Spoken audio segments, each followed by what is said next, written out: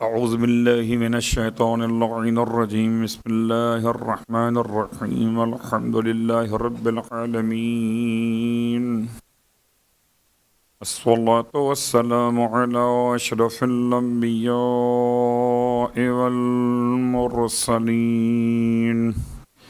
سیدنا ابی القاسم محمد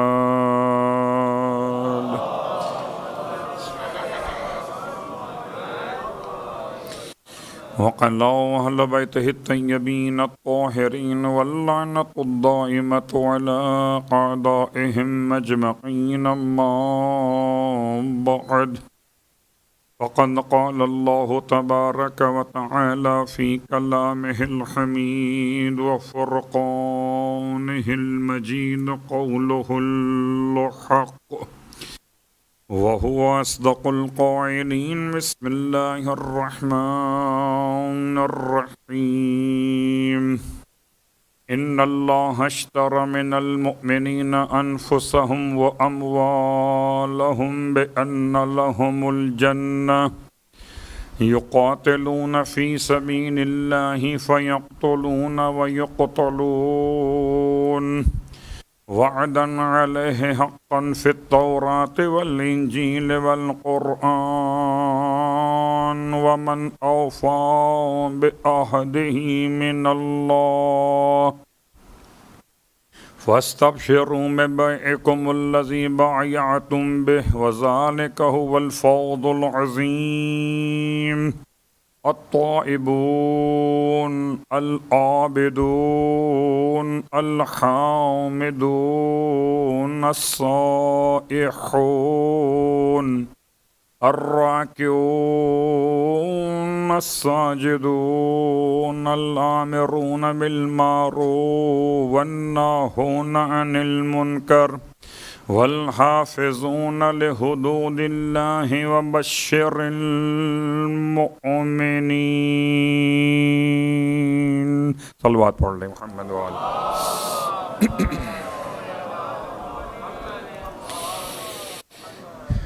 تعریفیں اس خدائے بزرگ و برتر کے لیے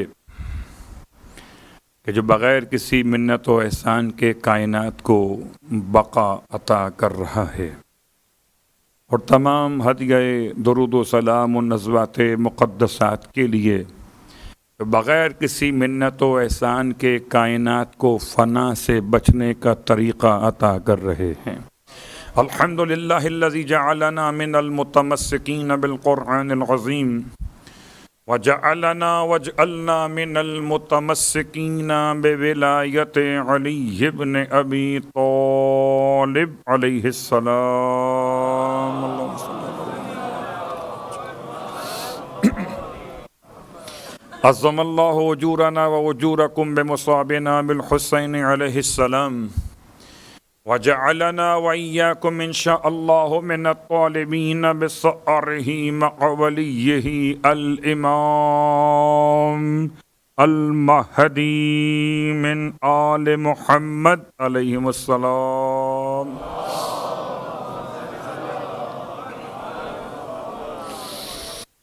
اما بعد، شکر خدائے حسین کہ آج کی زندگی پھر میسر ہوئی برائے ذکر امام حسین۔ 18 محرم الحرام 1444 سن ہجرت میں امام کے انتظار کی کیفیت کے ساتھ سرکار سید الشہداء کے ناصروں کی یاد منائی جا رہی، اور ایسے ناصروں کی یاد ہے کہ جن کی پہچان تائبون بھی ہے، جن کی شخصیت کا نکھار عابدون بھی ہے، جن کی گفتگو کا سلیقہ حامدون بھی ہے، جن کے قلت خوراک کا انداز سائحون بھی ہے، جن کے جھکنے کو راکعون کہیں، جن کی پیشانی کی عظمت کو ساجدون کہیں، وہ جو اچھائی کا حکم دیں تو آمرون کہیں، اور اگر برائی سے روک دیں تو ناخون کہیں، اور اگر دین خدا کی حفاظت کریں تو انہی کو تو حافظون کہیں۔ اور ان سب کا خلاصہ یہ کہ ختم یہ مرتبت ان کو بشارت کی خبر دیں۔ صلوات پڑھیں محمد علیہ۔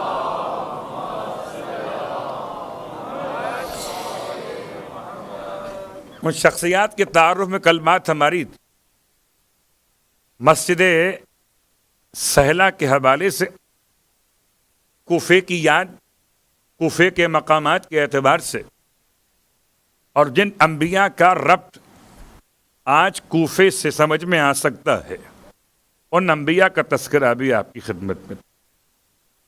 دو مسجدیں، ویسے تو مسجد صعصع بن سوحان العابدی، ان کی خدمت میں عرض کر رہا ہوں کہ جو جاتے ہیں اور جانے کے بعد بھی اس مسجد کے شرف سے محروم رہ جاتے ہیں، اور میں آپ کے توسط سے پہلے بھی اشارہ کر چکا کہ کاروان کے تمام تر ذمہ داران جہاں جہاں تک آواز پہنچے انہیں چاہیے کوفے میں وقت بڑھائیں، ایسا نہ ہو کہ کل کو ان کی ذمہ داری امام کے سامنے جواب دہی والی ہو جائے۔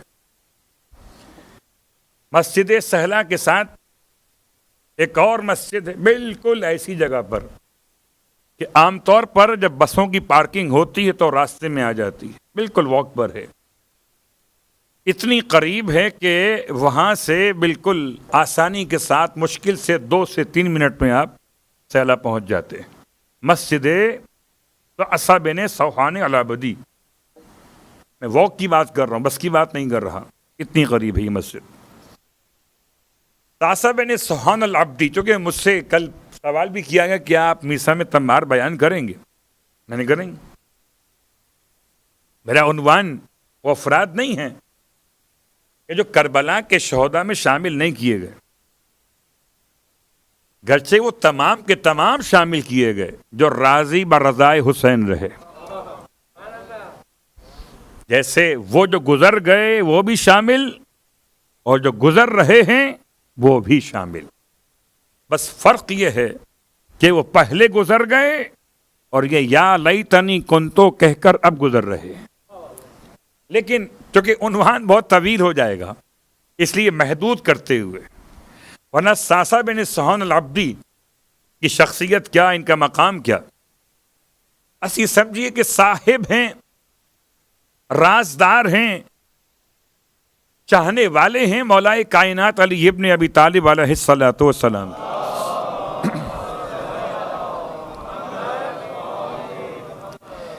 اور ان کے نام کی مسجد ان مساجد میں شامل ہے جنہیں مبارکہ کہا جاتا ہے، اور سید ابن طاؤس علیہ الرحمہ نے اس مسجد کے حوالے سے اس بات کو لکھا اپنی کتاب اقبال الاعمال کے اندر، اور اسی کو شیخ عباسی قمی نے اپنی کتاب مفاتیح میں لکھا کہ امام زمانہ علیہ السلام کو اس مسجد میں نماز پڑھتے ہوئے دیکھا گیا،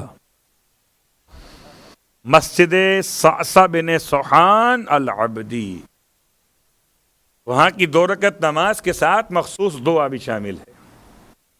تو اگر آپ کا جانا ہو یا کوئی آپ کی طرف سے جا رہا ہو تو آپ اس خواہش کا اظہار کر سکتے ہیں کہ 2 رکعت نماز اس مسجد میں پڑھ کے آئیے۔ خیر، 8 مسجدوں میں سے مسجد جعفی بھی ہے، مسجد غنی بھی ہے کہ جن کو مولائے کائنات نے اپنی زبان مقدس سے بیان کیا۔ یہ تمام مسجدیں ہیں کوفے کی جو بابرکت مسجدوں میں شامل ہیں۔ خیر، ہماری گفتگو کل وہاں پر تھی کہ مسجد سہلہ اور مسجد سہلہ میں ایک مقام انبیاء و صالحین، جناب ہود اور جناب صالح کا بیان ہوا کر۔ بس ایک جملہ اور سن لیجئے، امام فرماتے ہیں اس مسجد میں ایک ایسی چٹان، یعنی ایسا بڑا پتھر جو چٹان کے انداز میں ہو، خدا نے اس پر ایسا کمال عطا کیا تھا کہ سارے انبیاء کے نقش و نگار کو اپنے اندر لیے ہوئے تھا۔ ایسا پتھر مسجد سہلہ میں تھا ایک زمانے میں، اب نہیں ہے، اس پر سارے انبیاء. اور اگر آپ کو یاد دلاؤں تو شاید آپ کے اذہان عالیہ میں محفوظ ہو روایت امام حسن مجتبی علیہ الصلوۃ والسلام کا جانا. اللہم صلی اللہ. اور یزید ابن حاکم شام کا جانا شہنشاہ روم کے بلانے پر. اور شہنشاہ روم نے کچھ تصاویر نکال کے رکھی تھیں اور پہچاننے کے لیے پہلے بلایا یزید کو، یزید ابن حاکم شام، اور بلا کے اس سے کہا کہ پہچانو، تم اسلامی حکومت کے ذمہ دار کے، حاکم شام کے وارث ہو، بتاؤ اسے یہ کون سے صاحب کی تصویر ہے. اسے کیا پتا کہ سے اپنی تصویر خبر نہ ہو. اللہ اکبر. انبیاء کی تصویریں تھیں شہنشاہ روم کے پاس، نہیں پہچان سکا. اور انہی تصاویر کو امام مجتبی نے پہچان لیا. ایک حاکم کوفہ کا بیٹا، ایک حاکم شام کا بیٹا. اور میں اگر آج اپنے الفاظ پھر بدلوں تو ایک کوفی اور ایک شامی. جو انبیاء کو پہچانے وہ کوفی ہے، اور جو انبیاء کو نہ پہچان سکے وہ شامی ہے. امام نے تصویروں کو دیکھا، حضرت آدم کی، حضرت نوح کی، حضرت ہود کی، حضرت صالح کی تصویریں دکھاتا گیا، آپ پہچانتے گئے. آخر میں تصویر دکھائی سرکار ختم یہ مرتبہ صلی اللہ علیہ وآلہ وسلم.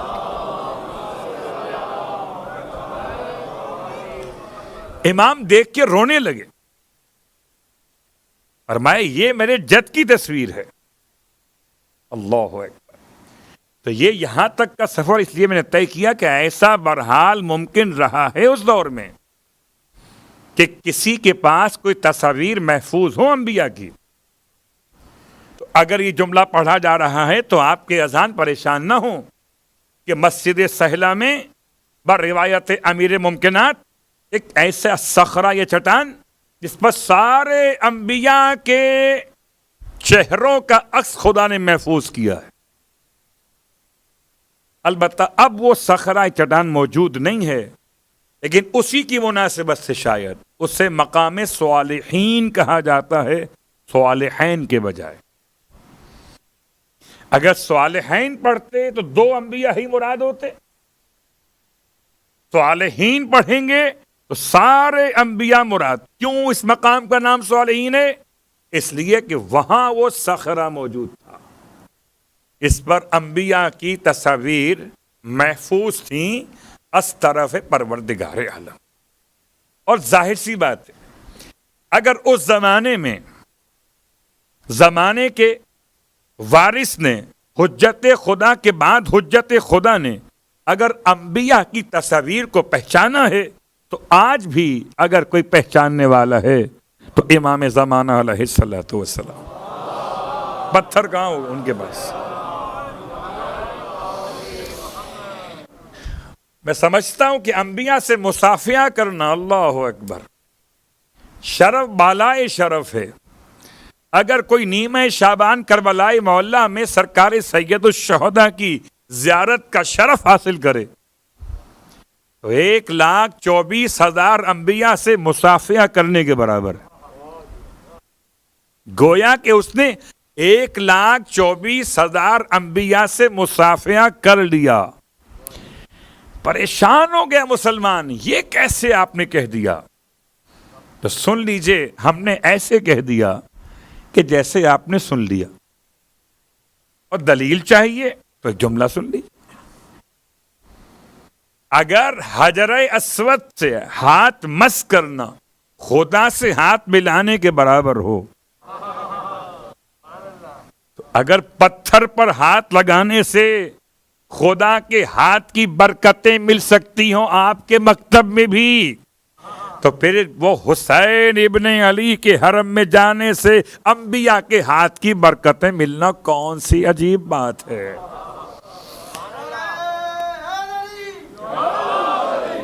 یہ پرانا مسئلہ ہے، پتھر سمجھ میں آ جاتے تھے، بندے سمجھ میں نہیں آتے. صلوات پڑھے محمد وآل محمد. پرانا مسئلہ ہے.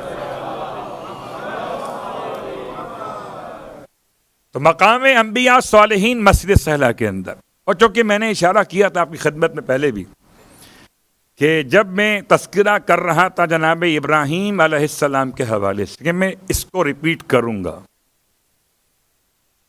کہ خالی اشارہ اس وقت میں نے کیا جب میں نے بیان کیا کہ کوفے کی زمین کو خریدا جناب ابراہیم علیہ السلام نے.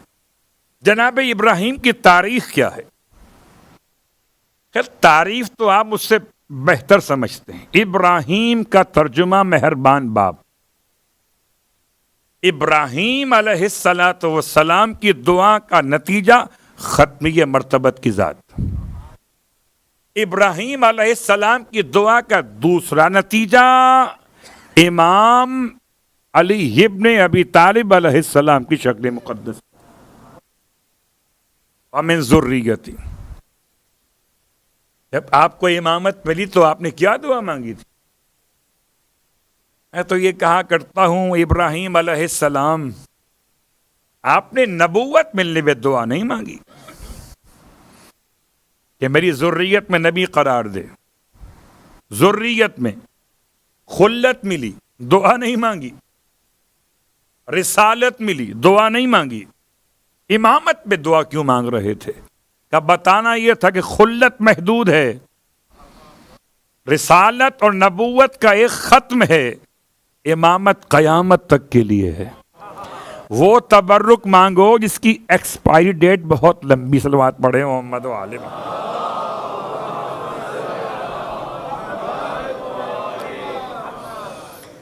ہمیں ذریتی ربنا، اب دعا مانگ رہے تھے پروردگار عالم کی بارگاہ میں، دعا قبول ہو گئی. تو ابراہیم علیہ السلام پوری تاریخ بیان کریں تو ایک مجلس تو کیا 30 مجلس سے کم ہے ابراہیم کے بارے میں. ابراہیم علیہ السلام کی ولادت باسعادت کہاں پر ہوئی اس میں اختلاف. آپ کے والد کا نام اس میں اختلاف. آپ کس گھر میں پلے اس میں اختلاف. بعض مسلمانوں نے تو یہاں تک کہہ دیا کہ آزر کی اولاد، حالانکہ آزر کی اولاد نہیں ہیں، آپ تارخ کی اولاد ہیں ابراہیم علیہ السلام. اور ابراہیم علیہ السلام کا سن 16 برس کا تھا. ایک روایت 16 سال کے تھے، یعنی ابھی سمجھ لیجئے کہ سن بلوغ میں داخل ہوئے ابراہیم کو 2 سال ہوئے ہیں، اگر 14 کی تکمیل کی بات کیجئے، یا 26 سال. 2 روایتیں الگ الگ. جب آپ کو آگ میں ڈالا گیا آپ 16 سال کے نوجوان تھے. ہر نوجوان کے لیے پیغام ہے کہ ابراہیم کو یاد کریں. آج فتنہ اور گناہوں کے جلتے ہوئے ایک کیفیت معصیت میں ہمارے اور آپ کے جوانوں کا امتحان ہے. بس جیسے ابراہیم کے لیے آگ گلزار بن گئی، ایسے آپ کے لیے یہ فتنہ والی دنیا جنت کا سلیقہ قرار پائے. کبھی سمجھ میں آتا ہے شاید بہت بوڑھے ہو چکے ہوں گے جب آگ میں ڈالے گئے، نہیں، جوان تھے، 16 سال کے تھے یا 26 سال کے. پھر آپ کے سارے کارنامے اپنے مقام پر. آپ کا عراق سے کیا تعلق ہے اور آپ کا کوفے سے کیا ربط ہے؟ ورنہ تو آپ کی تاریخ بہت طولانی ہے. عراق میں ہی وہ مقام ہے کہ جہاں پر حضرت ابراہیم کے لیے آگ روشن کی گئی. سرزمین بابل کہی جاتی ہے. بابل زمین بھی ہے اور تہذیب بھی ہے، وہ الگ موضوع. اس کے علاوہ خدا آپ کو نصیب کرے سرزمین ہلہ کی زیارت. اچھا، ہلہ ایک ایسا شہر ہے عراق کا جس کو عراق کے مومنین نے نیا نام دیا ہے. نام کیا دیا ہے؟ مدینۃ الامام الحسن المجتبی علیہ السلام. ہلہ کو کہتے ہیں. کربلا مدینۃ الحسین اور ہلا مدینۃ الحسن. تو ہلا میں وہ مقام موجود ہے جہاں ابراہیم علیہ السلام کی ولادت گاہ کا عنوان رکھا گیا، جہاں پیدا ہوئے تھے. اور بابل کے علاقے میں وہ جگہ موجود ہے جہاں پر آپ کو نار نمرود میں ڈالا گیا تھا. تو قادسیہ کی طرف آپ کا آنا، قادسیہ کہاں پر؟ کوفے کے باہر، کربلا سے بہت پہلے اور کوفے کے بعد. قادسیہ میں آپ کب پہنچے اور آپ کب آئے؟ سرزمین کوفہ کے اوپر. اور یہ بنی عمالقہ کون ہیں؟ میں نے ایک جملہ تو بیان کیا تھا آپ کی خدمت میں کہ جناب ابراہیم علیہ السلام بنی عمالقہ سے جنگ پہ جاتے ہوئے جانب یمن، تب آپ نے اسٹے کیا ہے کوفے کے اندر. تاریخ مسجد سہلہ میں اتنا جملہ لکھا ہوا ہے، تلاش کر کر کے پریشان ہو گئے کہ بنی عمالقہ اور یمن کیا مسئلہ ہے، کب گئے آپ، اور کیا کوئی آپ نے جنگ لڑی ہے کہ نہیں لڑی. البتہ بہت تلاش کرنے کے بعد پرانی تاریخ کے اعتبار سے ابراہیم علیہ السلام نے ہجرت کی ہے، اور ہجرت کرتے ہوئے اپنے ساتھ جناب لوط کو لے کے چلے، جو آپ کے چچا زاد بھی تھے اور آپ کے سالے بھی تھے. جناب لوط اللہ کے نبی بھی تھے، ساتھ لے کے چلے جناب لوط کو. اور کہاں پر آ رہے ہیں آپ؟ نمرود کا علاقہ چھوڑ کر آ رہے ہیں جانب شام.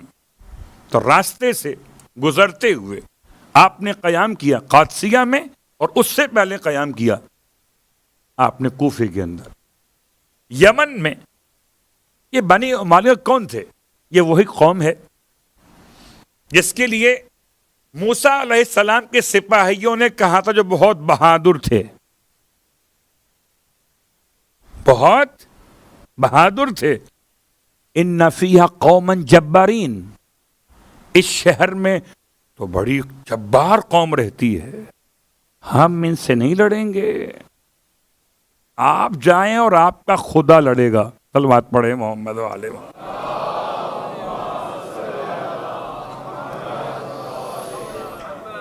یہ عجیب بات ہے کہ لڑے نبی اور نبی کا خدا اور مال غنیمت لیں ہم. یہ مزاج پرانا ہے، نیا مزاج نہیں ہے کہ محنت کرے کوئی اور، پھل کھائیں ہم اور آپ مل کر. تو موسیٰ علیہ السلام کے بہادر لشکر نے موسیٰ علیہ السلام سے کہا تھا، اس شہر میں ہم داخل نہیں ہوں گے، اس میں بڑی سخت قوم رہتی جبارین. یہ ہیں وہ قومیں بنی عمالقہ. اور اگر آپ اس کو ترجمہ کریں گوگل پر تو جواب آتا ہے جنات اور دیو. کون ہے بنی عمالقہ؟ کہ قوم جن اور قوم دیو.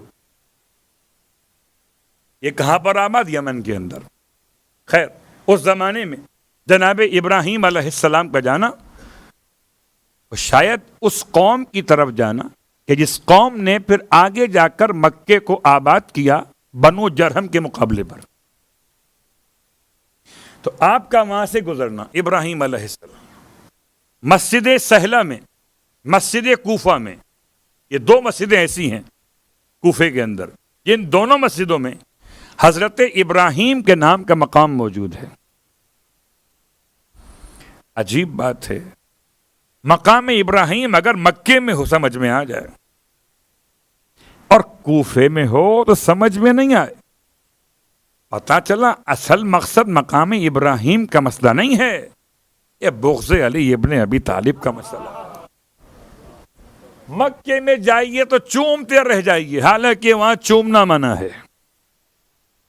یہاں پر آئیے، یہاں چومنا منع نہیں ہے. یا تو کووڈ کے دور میں بھی لوگ چومتے تھے. اللہ اکبر، یہ اپنے مقام پر ہے. یہ کوئی کیا سمجھے، کوئی کیا سمجھے، شفا بانٹنے والے دروازوں کو روک دیا جائے تو کووڈ کیسے ختم ہو پائے؟ صلوات پڑھے محمد والے محمد۔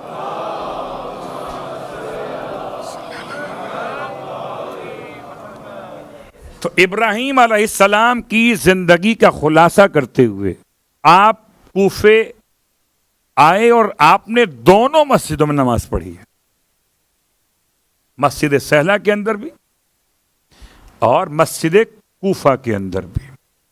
مسجد سہلہ کے 7 مقامات میں سے مقام نمبر 2 یہ مقام ابراہیم ہے، اور مسجد کوفہ کے 11 مقامات میں سے مقام نمبر 1 مقام ابراہیم ہے، جو کہیں 1 نمبر مقام کے لحاظ سے، کہیں 2 نمبر،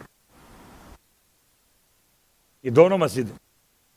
اور ابراہیم علیہ السلام کا تعلق کوفے سے، اتنا قیام کیا کہ ان کی برکت سے خدا نے سرزمین کوفہ پر رحم و کرم کیا اور زلزلے آنا بند ہو گئے۔ اللہ اکبر۔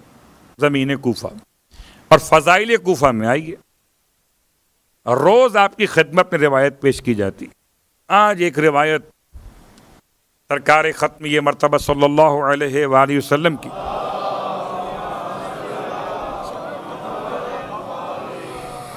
اللہ کے رسول نے مولا کائنات کی پیشانی چوم لی، جیسے کوئی بڑا بھائی اپنے چھوٹے بھائی کی پیشانی چوم لے، یا جیسے کوئی استاد اپنے شاگرد کی ذہانت کو دیکھ کر اسے اس مقام سے نواز دے، یا جیسے کوئی پالنے والا باپ اپنے پلے ہوئے شیر کی شجاعت کو دیکھ کے چوم لے۔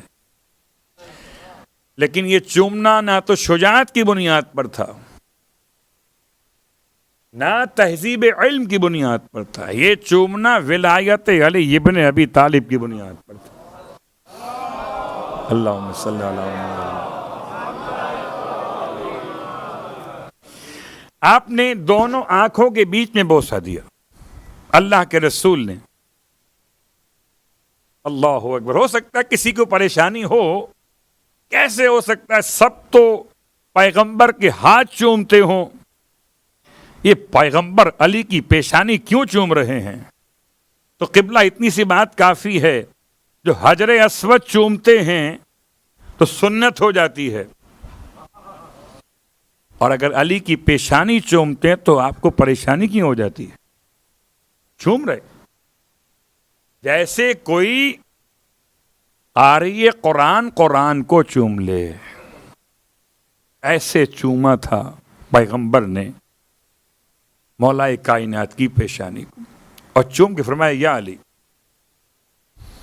ان اللہ عز اسمو، بے شک کہ اللہ جس کا نام عزیز ہے، عزت والا نام ہے، ارزا ولایتک، اس نے آپ کی ولایت کو پیش کیا علی السماوات۔ کتاب کا حوالہ بحار الانوار، کتاب کا حوالہ تاریخ الکوفہ۔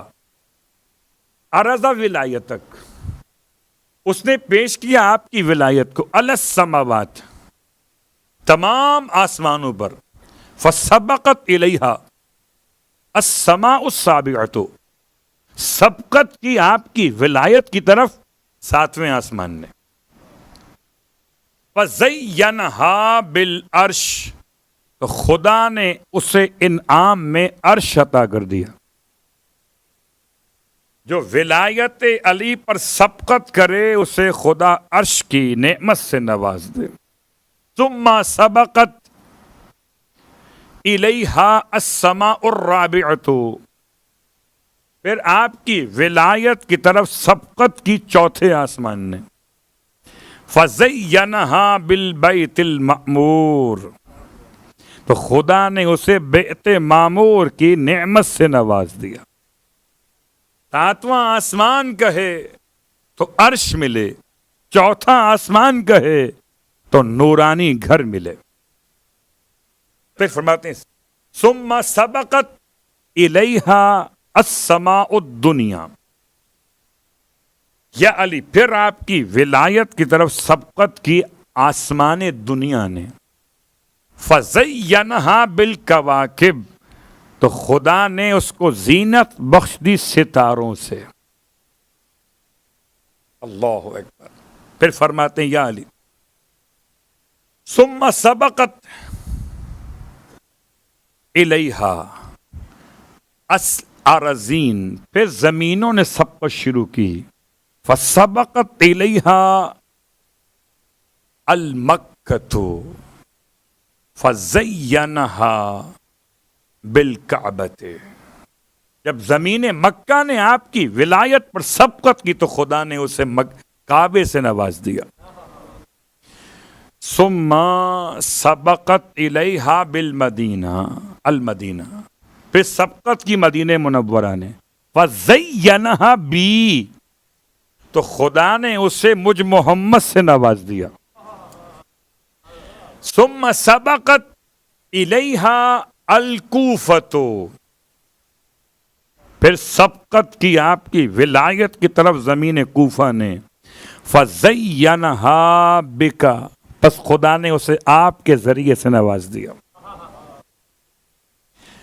آخری جملہ بھی ہے ثم سبقت الیہا قم فزینہا بالعرب وفتح لہا بابا من الجنت. اس کے بعد زمین قم نے سبقت کی آپ کی ولایت کی طرف تو خدا نے اسے عرب سے نواز دیا. یہاں عرب کا مطلب آل محمد دیا گیا. وفتح لہو، اور کھول دیا قم کے لیے بابا من الجنہ، جنت کا دروازہ. صلوات پڑھے محمد و آل محمد.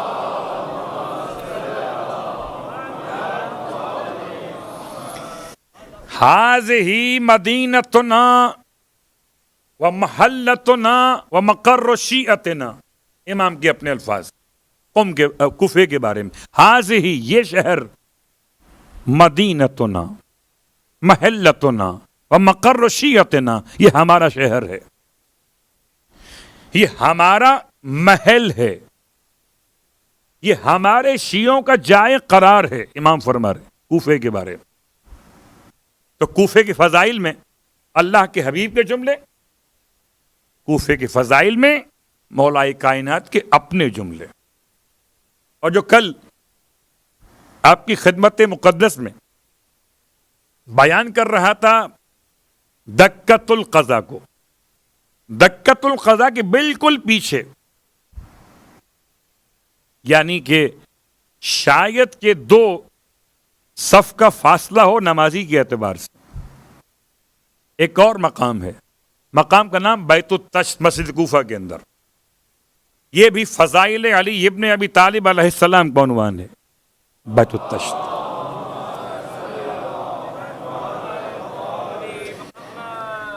بیت کہتے ہیں گھر کو بھی، اور بیت کہتے ہیں خیمے کو بھی.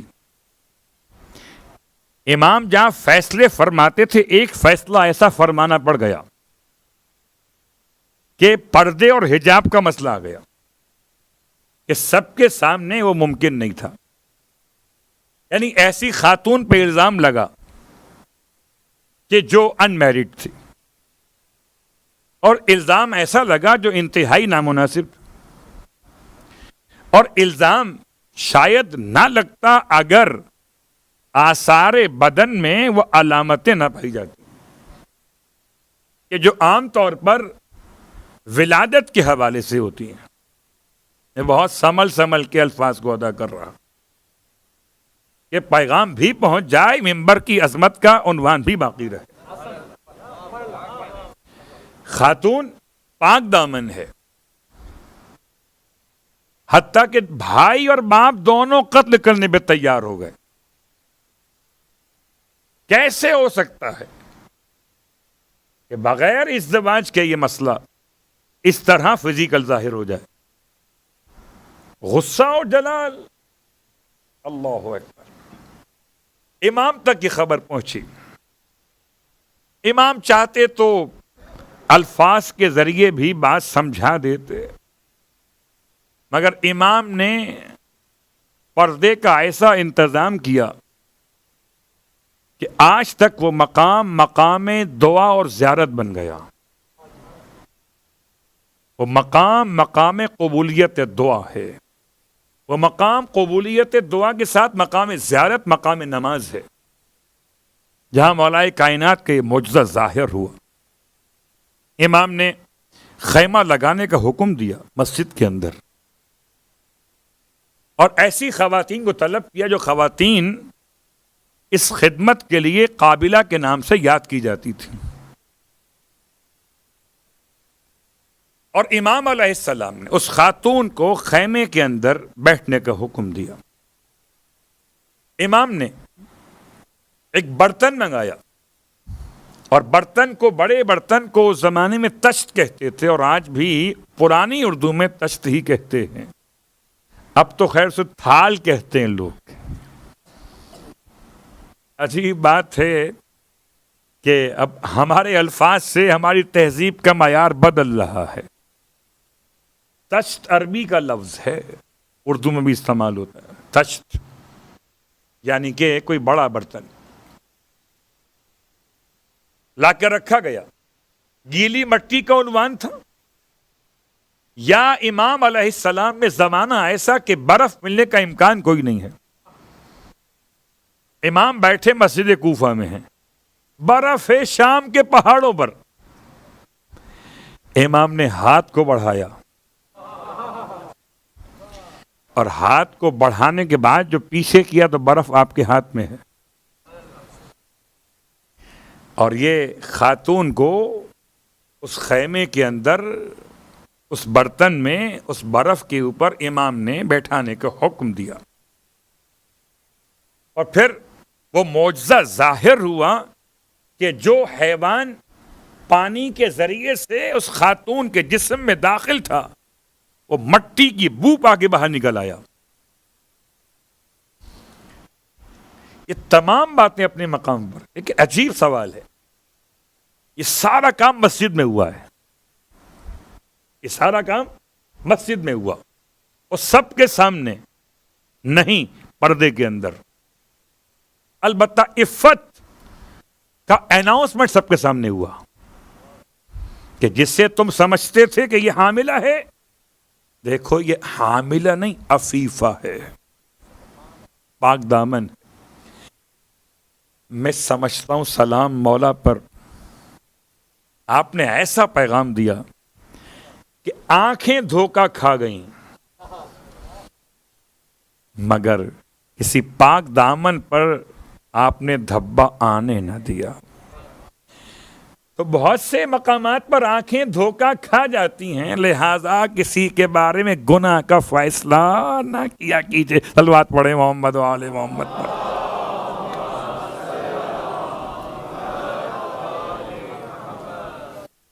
یہ مسجد کوفہ ہے، یہ شہر کوفہ میں امام علیہ السلام اور کوفے کی عظمت، اور کوفے کی عظمت کے ساتھ ساتھ مسجد کوفہ، مسجد سہلہ اور باقی تمام مسجدیں سب اپنے مقام پر. لیکن خود مولائے کائنات کا اپنا گھر بھی مسجد کوفہ کے باہر، کہ جہاں سے آپ آتے تھے. اور جناب میثم تمار کی دکان بھی کوفے کے اندر، میثم تمار کا مرکب بھی کوفے کے اندر، حضرت مسلم کا روزہ بھی کوفے کے اندر، حضرت ہانی ابن عروہ کا روزہ بھی کوفے کے اندر. بہت سارے انبیاء کوفے میں آئے، رہے، انتقال کر گئے. کس کا روزہ بنا، کس کا نہیں بنا. جو حسین کا سفیر تھا، جو سفیر کا میزبان تھا، میزبان نمبر 1، میزبان نمبر 2، ہانی ابن عروہ نمبر 2 پہ تھے، اور مختار ثقفی کہتے ہیں نمبر 1 پر. تو میزبان بھی موجود ہیں کوفے کے اندر، اور مہمان بھی موجود کوفے کے اندر. اب آئیے آج اس شخصیت کے بارے میں گفتگو کرنی ہے. کوفے کے مجاہدوں میں سے میں نے آپ کی خدمت میں شاعر بیان کر دیا، عالم، استاد، ٹیچر بیان کر دیا. شیخ القرہ بیان کر دیا، مؤذن بیان کر دیا، یعنی ہر ایک طبقہ فکر سے قربانی کا ایک حوالہ موجود ہے کوفے سے۔ یہ نہ سمجھیے کہ کوفے سے کوئی نہیں گیا تھا، خط لکھ کے بلایا تھا اور ساتھ نہ دیا۔ جس خالص نے خط لکھا تھا اس خالص نے امام کا ساتھ دیا، اور جو ہوا کے ساتھ چلتے ہیں وہ تو ہر جگہ ہوتے ہیں۔ اگر بات سمجھ میں نہ آئے تو چلیے دیکھ لیں کسی جگہ پر اگر ایکسیڈنٹ ہو تو اٹھانے والے کتنے اپنے ہوں گے اور کتنے صلوات پڑھے محمد والے۔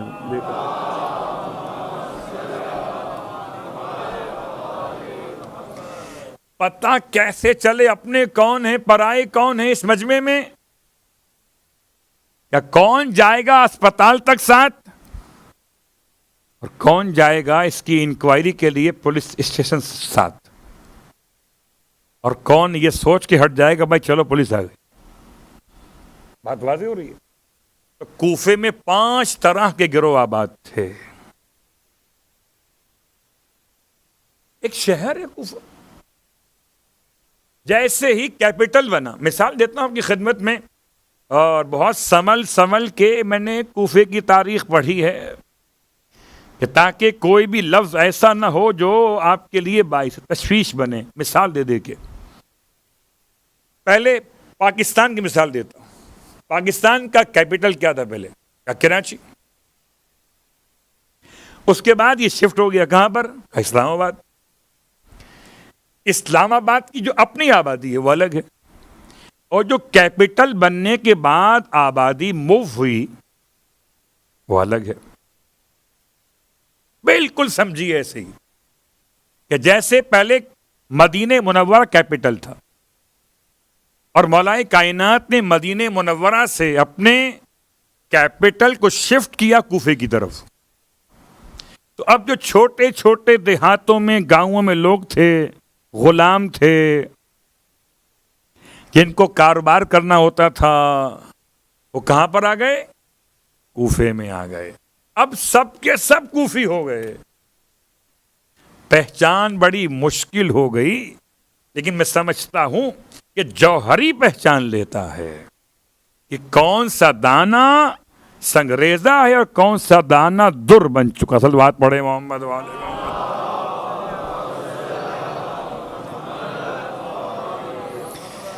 آپ مجمع کو دیکھ کے نہ کہیے یہ کوفے والے کیسے، آپ روایات کو دیکھ کے سمجھیے، اور پھر آئیے اس شخصیت کا تذکرہ کرنا مقصود ہے، وہ بہت اہم شخصیت۔ یہ کوفے کے رہنے والے صحابی رسول ہیں، اور صحابی رسول کے ساتھ ساتھ ان کو صحابی مولا کائنات ہونے کا شرف بھی ملا۔ ایسے عظیم انسان ہیں کہ جو صحابی مولا کائنات بننے کے بعد صحابی امام مجتبیٰ بھی بنے، اور صحابی امام مجتبیٰ بننے کے بعد صحابی امام حسین علیہ السلام بھی بنے۔ ان کا نام بہت کم دیا جاتا ہے مگر تقریباً سب کو یاد ہے۔ حضرت مسلم ابن اوسجہ الازدی السعدی الاسدی الثعلبی، ددیال ننیال قبیلوں کے نام ملا کے جمع کیے میں نے۔ اب سب کو بیان کروں تو بات آگے بڑھ جائے گی کہ ثعلبی کیوں تھے آپ، سعدی کیوں تھے، اور اسدی کیوں تھے۔ بس یہ سمجھے یہ محمدی بھی تھے، علوی بھی تھے، حسنی بھی تھے اور حسینی بھی تھے۔ صلوات پڑھ لیں محمد والے۔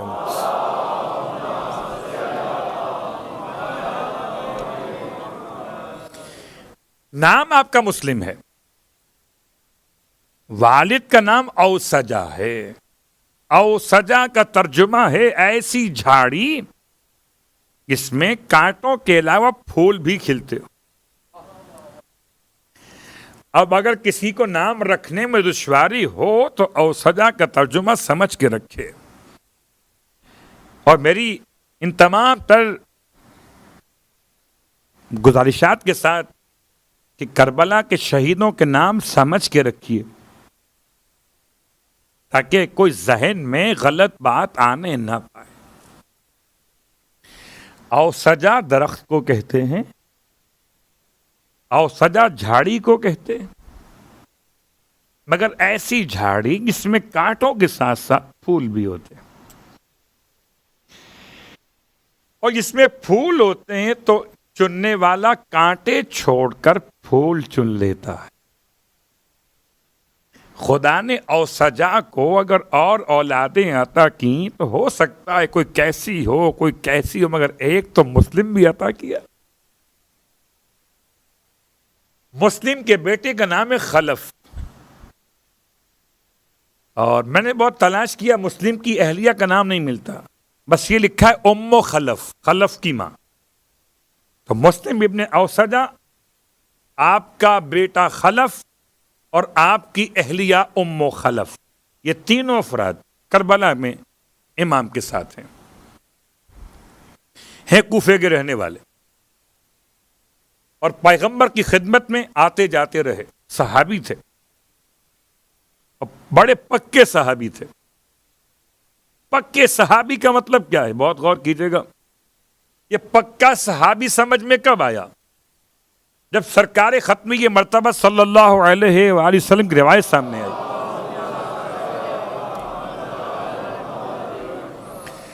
روایت طولانی ہے، خالی اشارہ کر رہا ہوں. کتاب کا نام کامل الزیارات، کتاب کا نام سیرہ سوانح حیات مسلم ابن اوسجا. روایت کیا کہ اللہ کے حبیب نے سرکار سید الشہداء کی شہادت کی خبر سنائی جب حسین کو سیدہ گود میں لیے ہوئے. تب اللہ کے رسول نے ان افراد کا تعارف کرایا جو حسین کا ساتھ دیں گے. فرمایا وہ ایسے ہوں گے جیسے آسمان کے چمکتے ہوئے ستارے. مجھے اب سمجھ میں آیا کہ اصحابی کن نجوم کا مطلب کیا تھا. قسم بخدا کربلا کے 72 تو تھے مگر تتر بتر نہ تھے. صلوات پڑھ لے ماما. بے ایہم، جس کو چاہو اپنا مقتدا بنا لو. یہ سب کے سب حسین سے ملے ہوئے تھے. کسی ایک میں بھی ایسا عنوان نہ تھا کہ رائٹ اور لیفٹ ہو. اس لیے شاید یہ بات وہاں سمجھ میں آئے کہ میرے صحابی آسمان کے تاروں کی مانند کہ جس کی چاہو پیروی کر لو. مجھے ایسے صحابی صرف کربلا میں ملے کہ 72 میں کوئی نو مسلم ہو اور کوئی پرانا مسلم ہو، کوئی وہاب قلبی کے نام سے ہو یا کوئی فرزند اوسجا ہو، کوئی بوڑھا ہو کہ جوان، جس کی چاہو پیروی کر لو تمہیں حسین تک لے جائے گا.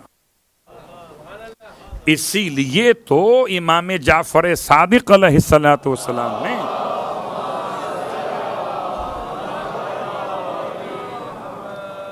سب کے سب 72 کے لیے فرمایا طبتم وطابت الارض التي انتم فيها دفنتم. سب کے لیے فرمایا فیا لیتنی کنت معکم فافوز معکم. یہ تو نہیں تھا کہ ان 72 میں سے کوئی مسلم ابن اوسجا کو چنے گا تو حسین تک پہنچے گا، اور اگر اس نے جون ابن حوی کو چن لیا تو کہیں اور پہنچ جائے گا.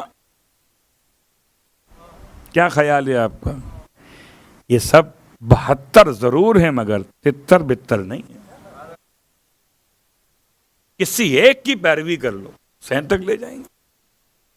تو مسلم ابن اوسجا ان عظیم افراد میں شامل. ان کی کنیت کچھ بحث کر دیں. بڑی عجیب کنیت ہے ان کی. کنیت ہے ابو جہل. ابو جہل، جہل نہیں. اب یہ ذرا سا مجلس پڑھتے پڑھتے ہماری جو مخارج کا مسئلہ ہو جاتا ہے. اس لیے مجلس پڑھنا اور مسئلہ، نماز پڑھنا اور مسئلہ ہے. تم یاد دلاؤں کہ الفاظ کے ادائیگی میں معنی بدل جاتے ہیں. جیسے کوئی کہے الحمد للہ رب العالمین، ترجمہ کیا ہے؟ ساری تعریفیں اللہ کے لیے جو عالمین کا رب ہے. اور کوئی الحمد کے بجائے الحمد کہہ دے تو بالکل اس کی ضد والے معنی یہاں پر ہو جائیں گے. میں معنی کروں گا نہیں، بس تعریف کے مقابل کیا وہ سمجھ رہے ہیں. جیسے کہ لفظ صلاۃ میں اللہم صلی علی محمد و آل محمد، یا اللہم صلی علی محمد و آل محمد. صلی سواد سے، اللہم صلی سین سے، بالکل معنی اپوزٹ. اور سورہ اگر اخلاص پڑھ رہے ہوں تو ذرا گلا صاف کر کے پڑھیے گا، ورنہ مشکل ہو جائے گی. بسم اللہ الرحمن الرحیم، قل هو اللہ احد. اگر آپ نے پڑھ دیا قل هو اللہ احد تو کیا سے کیا ہو گیا؟ اللہ اکبر. کل کا مطلب کھا جاؤ، قل کا مطلب کہہ دو. اب اگر توجہ کھانے پر ہو، اس لیے بہتر ہے کہ نماز پڑھو پہلے کھانا کھا کے پڑھو، تاکہ نیت پھر کھانے پہ نہ رہے، نماز پہ. صلوات پڑھے محمد والے.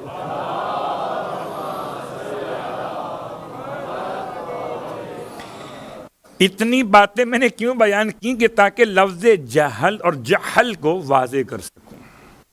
دو چشمی ہے اور اردو کے لحاظ سے کہہ لیجئے حلوے والی ہے. یہ دونوں ہی حروف حلقی سے ہیں. مشکل یہ ہے ایک ابتدائی حلق سے ہے، ایک انتہائی حلق سے ہے. تو حضرت مسلم ابن اوسجہ کی کنیت ابو جہل. جہل کہتے ہیں سید کو، جہل کہتے ہیں یعصوب کو، جہل کہتے ہیں سردار کو. اور بعض کتابوں نے اس سے ذرا سا بچتے ہوئے کہا نہیں، جہل نہیں حجل ہے، نقطہ ٹرانسفر کر دیا. تو جیم کا نقطہ تھا وہ لے آئے ہا کے اوپر، یعنی ہا کے نیچے، ابو حجل ہے. بہرحال جتنی وضاحت میں نے لفظ جہل میں دیکھی اس کے لحاظ سے ایسا لگتا ہے کہ جیسے یہی لفظ صحیح ہے.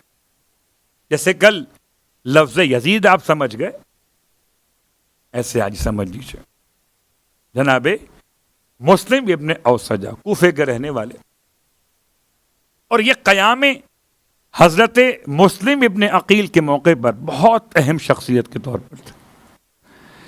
اب یہ معقل نامی جاسوس نے عبید اللہ ابن زیاد کے کہنے پر 3000 درہم کا خمس کے دینے کے بہانے سے حضرت مسلم ابن اوسجہ کے ذریعے سے، جناب ہانی ابن عروہ کے ذریعے سے مسلم کا پتہ معلوم کیا تھا. غور کیجئے گا، سوال پیدا ہوتا ہے کہ جب مسلم ابن عقیل علیہ السلام اریسٹ کیے گئے یا شہید کیے گئے تو یہ لوگ کہاں تھے؟ یہ لوگ وہ تمام کا تمام لشکر مسلم اپنے قائد کے گرفتاری یا شہادت کے بعد سے منتشر ہوا، اور جب رابطہ ختم ہو گیا کہ کیا کرنا ہے تو پھر ایک سوال ذہن میں تھا کہ حسین آ رہے، یا تو یہاں اپنی جان قربان کر دی جائے یا اپنی جان کو جانے زہرا پہ قربان کیا جائے. ذرا سا حالات سمجھیے گا کوفے کے تو پھر آپ کو اندازہ ہوگا کس قدر مشکل حالات تھے ان افراد کے لیے. آج کا دور تو میڈیا کا دور ہے نا، رابطہ ہو گیا، وائرلیس کام کر رہے ہیں، آپ کو خبر مل گئی کہ کہاں جانا ہے. مسلم کی شہادت کی خبر اتنی آسانی کے ساتھ سب تک نہیں پہنچی جب تک کہ حکومت نے اناؤنس نہیں کیا. اب اپنے اپنے طور پر سب نے امام کی خدمت میں جانے کا فیصلہ کیا. کوئی پہلے پہنچا اور کوئی بعد میں پہنچا، اور کوئی بعد میں کربلا کے بعد توبہ گزاروں میں شامل ہوا. یہ سب کوفے کے لوگ. لیکن حضرت ابن اوسجہ عظیم شخصیت کے طور پر دل چاہتا ہے کہ ان کی پڑھنے سے پہلے شہادت کو امام زمانہ نے جو ان کے لیے سلام کے الفاظ کہے ہیں آپ کی خدمت میں پہلے بیان کر دو. زیارت ناہیہ مرثیہ امام زمان ہے کربلا کے شہیدوں کے لیے. اچھا، ہمارے یہاں تو زیارت ناہیہ پڑھنے کا رواج بہت کم ہے. زیارت عاشورہ پڑھ لیتے ہیں، زیارت وارثہ پڑھ لیتے ہیں، ناہیہ نہیں پڑھتے. کبھی اگر وقت ملے تو پڑھ لیجئے، اور بہتر ہے ترجمے کے ساتھ پڑھ لیجئے. السلام پہلا جملہ ہے جناب مسلم ابن اوسجہ کے بارے میں. السلام، سلام ہو کس پر؟ مسلم پر، ابن اوسجہ جو بیٹے اوسجہ کے. اور پھر جو فضائل امام نے بیان کیے ہیں کہ جب آپ پر سے بیعت اٹھائی حسین ابن علی نے تو آپ کھڑے ہو گئے. امام فرما رہے ہیں میں اس وقت مقتل نہیں پڑھ رہا، تاریخ نہیں پڑھ رہا، میں زیارت ناہیہ کا ترجمہ پڑھ رہا ہوں. سلام مسلم ابن اوسجہ پر کہ جب آپ پر سے اٹھائی بیعت حسین ابن علی نے تو آپ کھڑے ہو گئے، اور کھڑے ہونے کے بعد کہا کہ اگر ہم آج اپنی جان بچا کے چلے جائیں تو کل رسول خدا کو کیا منہ دکھائیں گے کہ ہم آپ کا ساتھ چھوڑ کے چلے آئے. پھر آپ نے فرمایا کہ میں اتنا لڑوں گا یہاں تک کہ اپنا نیزہ آپ کے دشمنوں کے سینوں میں توڑ دوں. اتنی بار نیزہ استعمال کروں گا کہ لڑتے لڑتے میرا نیزہ ٹوٹ جائے. یہ امام زمان کے الفاظ ہیں ابن اوسجہ کے بارے میں. اچھا، یہ کوئی جذباتی جوان نہیں ہے کہ جناب کوئی جوان ہو تو جذبات میں آ گیا مولا میں یہ کر دوں گا وہ کر نہیں. یہ بوڑھے آدمی ہے، اور بوڑھا آدمی کہہ رہا ہے کہ میں اتنا لڑوں گا آپ کے مخالفین سے. پھر کہتے ہیں میں اتنا اپنی تلوار سے ان کی گردنیں کاٹوں گا یہاں جب تک تلوار کا قبضہ میرے ہاتھ میں رہے، یہاں تک کہ تلوار ہی ٹوٹ جائے. شاید اس کے وزن کو آپ محسوس نہیں کر پا رہے کہ تلوار ٹوٹتی کب ہے، نیزہ ٹوٹتا کب ہے. ایک ہاتھ دو چار میں نہیں ٹوٹتا. اس کے بعد کہتے ہیں اگر میرے پاس کوئی ہتھیار نہ بچا تو پتھر اٹھا لوں گا.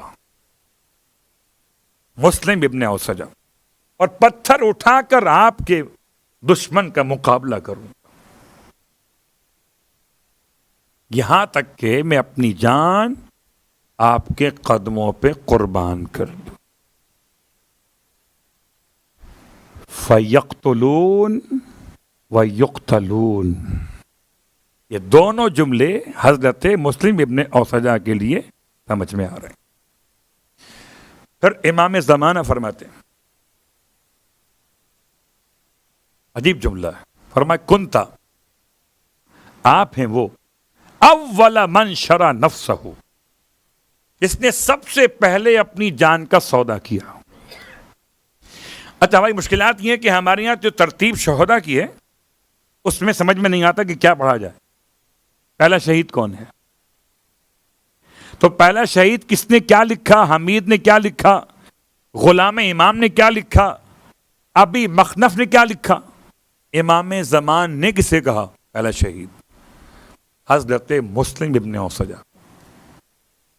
یہ کربلا کے شہیدوں کے پہلے شہید ہیں، سب سے پہلے شہید ہوئی.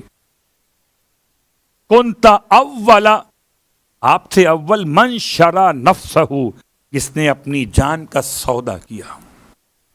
وہ اول شہید من شہداء اللہ، اور پہلے شہید قرار پائے اللہ کے شہیدوں میں سے. قضا نحبہ، جس نے اپنا وعدہ پورا کر دیا. اب عجیب جملہ ہے، اور شاید جہاں تک میں نے پڑھا کسی اور کے لیے یہ جملہ نہیں ہے.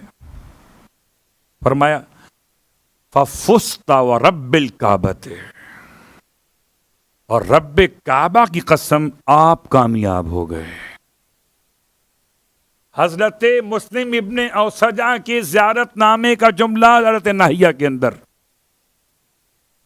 زمانے کا امام وارث کعبہ کہہ رہا ہے فَفُزْتَ وَرَبِّ الْكَعْبَةِ، رب کعبہ کی قسم آپ کامیاب ہو گئے. اللہ اکبر. اس پر سلام ختم نہیں ہو گیا، آپ نے شان کو بیان کرتے ہوئے سلام کے الفاظ کو آگے بڑھایا. اللہ آپ پر رحمت نازل کرے. جب آپ زخمی ہو کر گرے تو حسین آپ کے سرہانے آئے اور آ کر اس آیت کو پڑھا فَمِنْهُمْ مَنْ قَضَى نَحْبَهُ وَمِنْهُمْ مَنْ يَنْتَظِرُ وَمَا بَدَّلُوا تَبْدِيلًا. یہ امام نے آیت تلاوت کی جناب مسلم ابن اوسجہ کے سرہانے. اس سے مقتل کی روایت لکھتی ہے الگ، امام زمانہ پڑھ رہی ہے. اللہ اکبر. امام زمانہ یاد کر رہے ہیں اس عظیم شہید کو. تو کربلا کے شہیدوں میں جو پہلا شہید و کوفی ہے. اب خیال کیجئے گا کہ سب سے پہلے جس نے اپنی جان قربان کی وہ ایک کوفی ہے، اور کوفی جوان نہیں ہے، بوڑھا ہے. مسلم ابن اوسجہ زخمی پڑے تھے، ذرا سی جان باقی تھی. آپ تھے میسرہ کے لشکر کے سردار، امام کے لشکر میں. اور جب فرات کی جانب سے شبس بن ربعی کے دستے نے حملہ کیا مولا حسین کے دستے پر،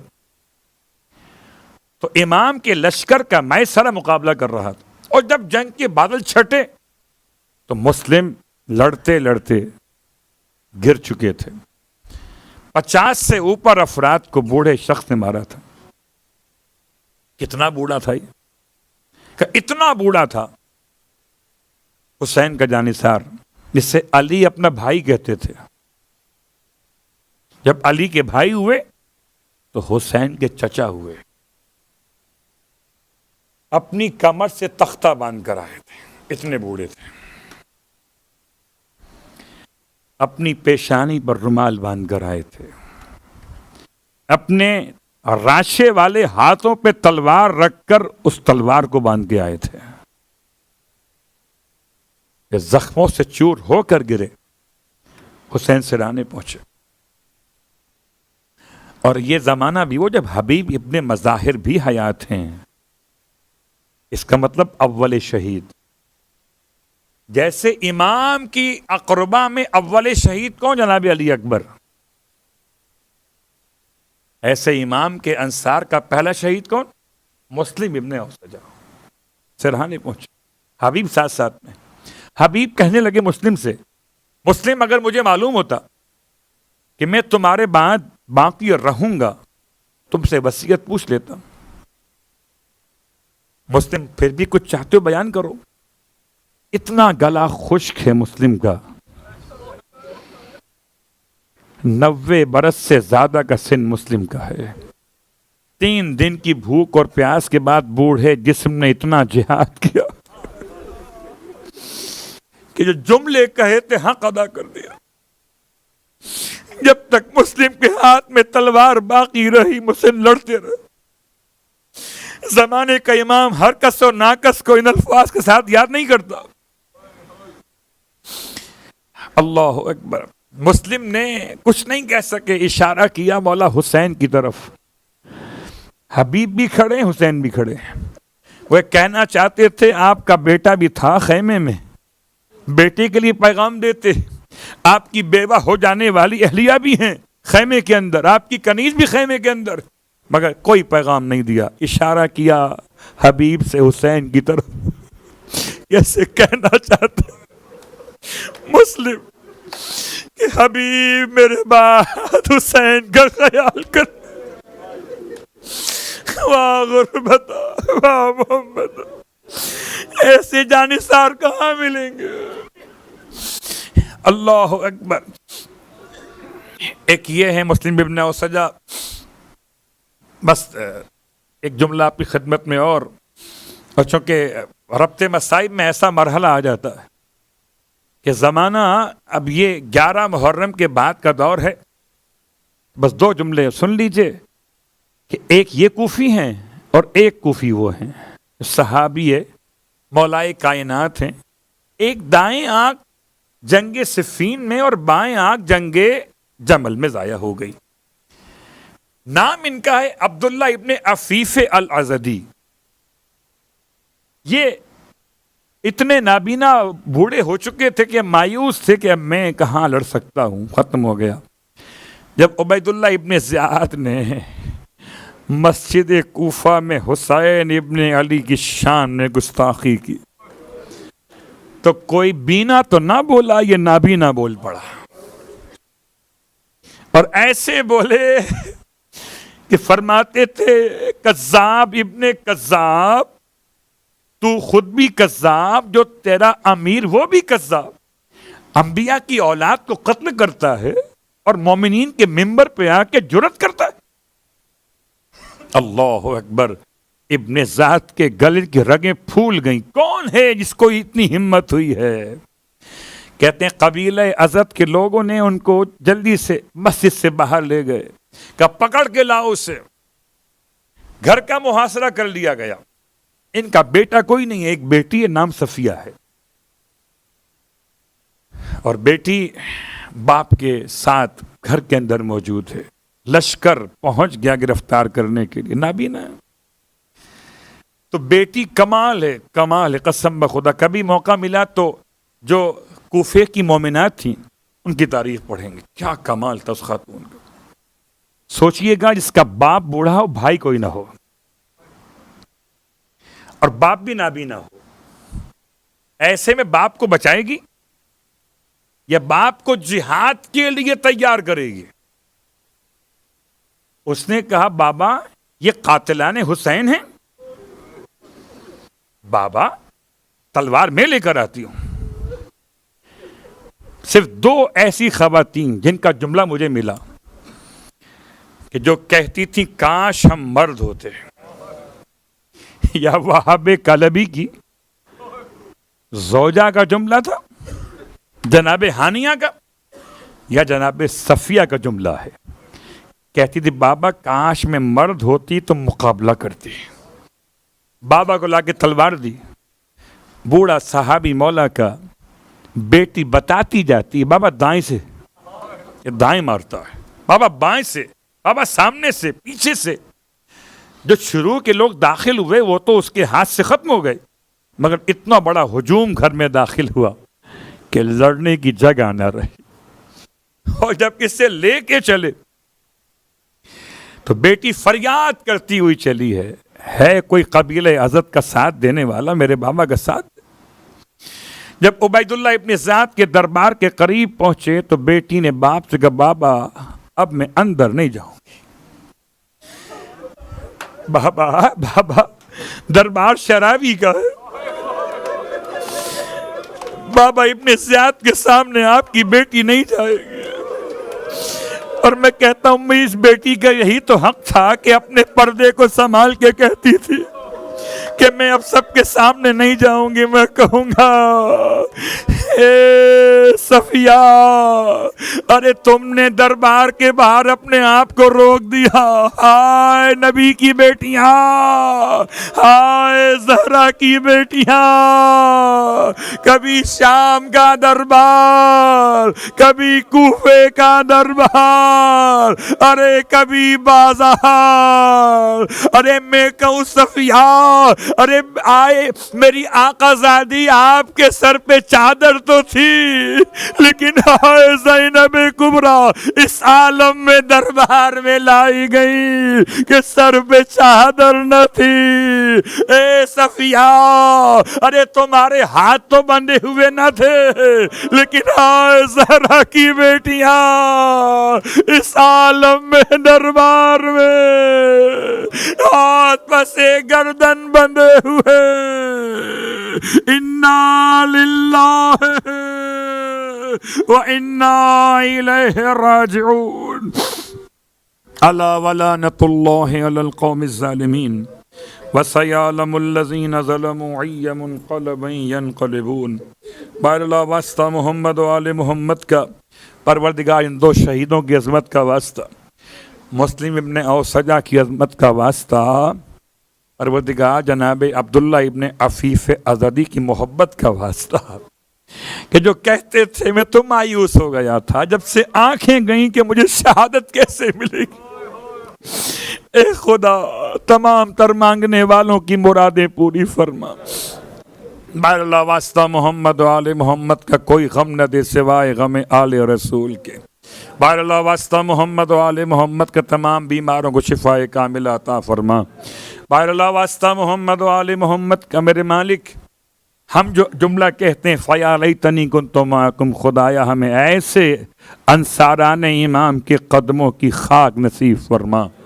پروردگار واسطہ محمد و آل محمد کا مرنے سے پہلے تمام شہدائے کربلا کے روضہ مقدس کی زیارت نصیب فرما، مرنے کے بعد تمام شہدائے کربلا کی شفاعت نصیب فرما، اور جنت میں تمام شہدائے کربلا کے جوار میں جگہ نصیب فرما۔ امام زمانہ علیہ السلام کے ظہور میں تعجیل فرما، اور ہم سب کو امام علیہ السلام کے ادنا ترین خدمت گزاروں میں شامل فرما۔ ربنا تقبل منا انک انت السمیع العلیم، بجاہ محمد وآلہ المعصومین، برحمتک یا ارحم الراحمین۔